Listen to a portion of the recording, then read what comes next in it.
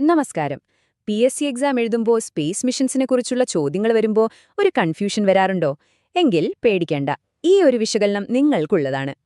ഇന്ന് നമ്മൾ വെറുതെ ഒരു ചോദ്യത്തിന്റെ ഉത്തരം കണ്ടുപിടിക്കാൻ മാത്രമല്ല പോകുന്നത്. പകരം പി.എസ്.സി പരീക്ഷകളിൽ സ്ഥിരമായി വരുന്ന ചില ട്രിക്കി, കൺഫ്യൂസിംഗ് ചോദ്യങ്ങളെ എങ്ങനെ സ്മാർട്ടായിട്ട് നേരിടാമെന്നതിന്റെ ഒരു അടിപൊളി സ്ട്രാറ്റജി കൂടി പഠിക്കാൻ പോവാണ്. ശരി, അപ്പൊ ചോദ്യം ഇതാണ്: ഇന്ത്യയുടെ സ്പേസ് മിഷനുകളുമായി ബന്ധപ്പെട്ട് താഴെ തന്നിരിക്കുന്ന സ്റ്റേറ്റ്മെന്റുകളിൽ ഏതാണ് തെറ്റായത്? ഓർക്കണം, ഫോൾസ് സ്റ്റേറ്റ്മെന്റാണ് നമുക്ക് കണ്ടുപിടിക്കേണ്ടത്, ശരിയായതല്ല.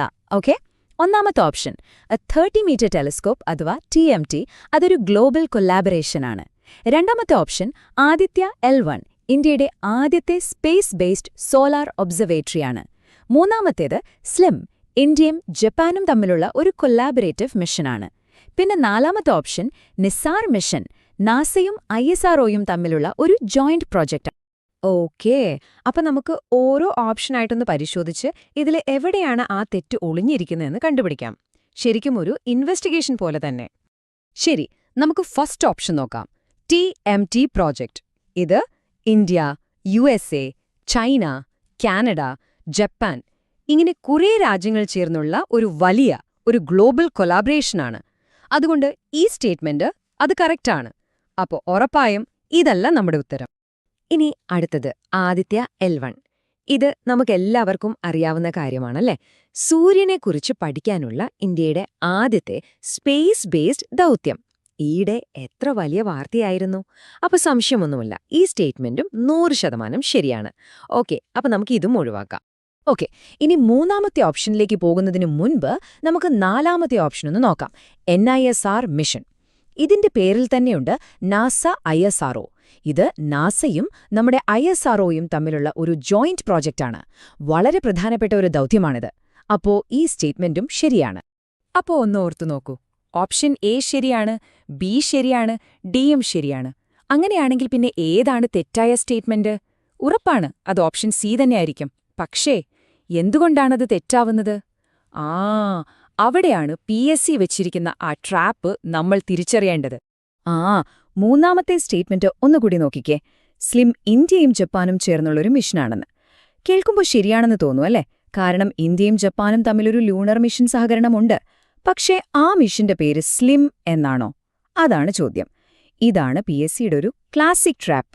ശരി, അപ്പൊ നമുക്ക് കൺഫ്യൂഷൻ അങ്ങോട്ട് മാറ്റി എന്താണ് സത്യാവസ്ഥ എന്ന് കൃത്യമായിട്ട് നോക്കാം. ദാ ഇങ്ങോട്ട് നോക്കൂ. SLIM, അതായത് smart lander four investigating moon. അത് ജപ്പാന്റെ സ്പേസ് ഏജൻസിയായ JAXAയുടെ സ്വന്തം മിഷനാണ്. അതിൽ ഇന്ത്യക്ക് പങ്കില്ല. അതൊരു പക്ക ജാപ്പനീസ് മിഷനാണ്. പക്ഷേ ഇന്ത്യയും ജപ്പാനും തമ്മിൽ ഒരുമിച്ച് ചെയ്യുന്ന ഒരു ലൂണാർ മിഷനുണ്ട്. അതിന്റെ പേരാണ് ലൂപെക്സ്. കണ്ടോ വ്യത്യാസം? അപ്പോ ലൂപെക്സ് എന്ന പേരിനു പകരം SLM എന്ന് കൊടുത്താണ് PSC നമ്മളെ തെറ്റിക്കാൻ നോക്കിയത്. ഇതിന് നമുക്കൊരു പേരിട്ട് വിളിക്കാം: PSCയുടെ പാർഷ്യൽ ട്രൂത്ത് ട്രാപ്പ്. അതായത് സ്റ്റേറ്റ്മെന്റിലെ ഒരു ഭാഗം ശരിയായിരിക്കും. ഇവിടെ ഇന്ത്യ ജപ്പാൻ സഹകരണമുണ്ട് എന്നുള്ളത് ശരിയാണ്. പക്ഷേ ആ മിഷന്റെ പേര് പോലുള്ള ഒരു ചെറിയ എന്നാൽ നിർണായകമായ ഒരു ഡീറ്റെയിൽ തെറ്റായിരിക്കും. നമ്മളെ കൺഫ്യൂഷനാക്കാൻ വേണ്ടിയിട്ടുള്ള ഒരു ക്ലാസിക് ഐറ്റമാണിത്. അപ്പൊ നമുക്കിപ്പോൾ ക്ലിയർ ആയി. ആ മൂന്നാമത്തെ സ്റ്റേറ്റ്മെന്റ്, അതായത് ഓപ്ഷൻ C, അത് തന്നെയാണ് തെറ്റായ പ്രസ്താവന. അത് തന്നെയാണ് നമ്മുടെ ഉത്തരവും. ഓക്കെ, അപ്പൊ ഈ ഒരൊറ്റ ചോദ്യം അനലൈസ് ചെയ്തതിലൂടെ നമുക്ക് പരീക്ഷയിൽ ഉപയോഗിക്കാൻ പറ്റുന്ന എന്ത് സ്മാർട്ട് സ്ട്രാറ്റജിയാണ് കിട്ടിയത്? നമുക്ക് നോക്കാം. ഒന്നാമത്തെ കാര്യം, ചോദ്യം എപ്പോഴും മുഴുവനായിട്ട് ശ്രദ്ധിച്ച് വായിക്കുക, പ്രത്യേകിച്ച് ഫോൾസ് അഥവാ തെറ്റായത് ഏത് എന്നൊക്കെ ചോദിക്കുമ്പോൾ. 2, ഈ പാർഷ്യൽ ട്രൂത്ത് ട്രാപ്പുകളിൽ പോയി വീഴരുത്. ഒരു കാര്യം ശരിയാണെന്ന് വെച്ച് ആ മൊത്തം സ്റ്റേറ്റ്മെന്റും ശരിയാണെന്ന് വിചാരിക്കരുത്. 3, മിഷനുകളുടെ പേരുകൾ, രാജ്യങ്ങൾ, ഇങ്ങനെയുള്ള സ്പെസിഫിക് ഡീറ്റെയിൽസ് ഉണ്ടല്ലോ, അത് കൃത്യമായി ഓർത്തുവെക്കുക. പിന്നെ ഏറ്റവും പ്രധാനപ്പെട്ട ഒരു കാര്യം, നിങ്ങൾക്ക് 100% ഉറപ്പുള്ള ശരിയായ ഓപ്ഷനുകൾ ആദ്യം തന്നെ വെട്ടിക്കളയുക. അതിനെയാണ് എലിമിനേഷൻ മെത്തേഡ് എന്ന് പറയുന്നത്. അപ്പോൾ ബാക്കിയുള്ളതിൽ നിന്ന് ഉത്തരം കണ്ടെത്താൻ വളരെ എളുപ്പമായിരിക്കും.